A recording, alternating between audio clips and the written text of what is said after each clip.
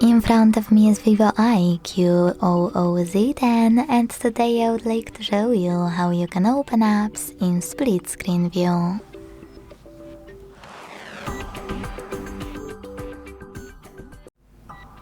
Begin by selecting one of your apps you wish to use in this view on the top half of your screen and launching it in the background.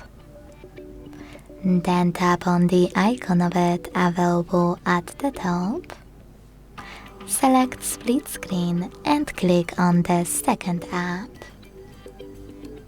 As you can see now, I can use both at the same time. To go back from this mode, you can either hold those three dots between your apps and drag one of them all the way down or all the way up, then hit home button, or go back into background apps and swipe both of them.